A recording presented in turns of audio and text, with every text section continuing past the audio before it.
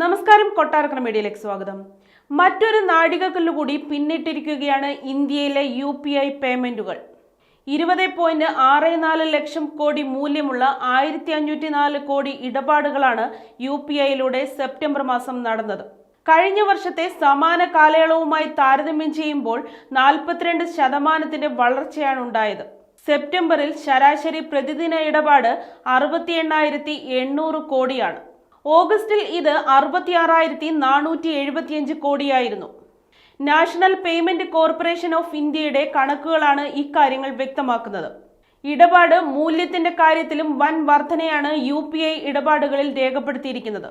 20.64 ലക്ഷം കോടി മൂല്യമുള്ള ഇടപാടുകളാണ് സെപ്റ്റംബർ മാസം നടന്നത്. കഴിഞ്ഞ വർഷത്തെ സമാന കാലയളവുമായി താരതമ്യം ചെയ്യുമ്പോൾ 37% വളർച്ചയാണ് ഉണ്ടായത്. UPI ഇടപാടുകളുടെ മൂല്യം 20 ലക്ഷം കോടി കടക്കുന്ന തുടർച്ചയായ 5ാം മാസമാണിതെന്ന് NCPI വ്യക്തമാക്കുന്നു. സെപ്റ്റംബറിൽ 43 കോടി ഇടപാടുകൾ IMPS സംവിധാനം വഴിയും നടന്നിട്ടുണ്ട്. ഓഗസ്റ്റിൽ ഇത് 45.3 കോടിയായിരുന്നു. മൂല്യത്തിന്റെ കാര്യത്തിൽ UPIയേക്കാൾ പിന്നിലാണ് IMPS.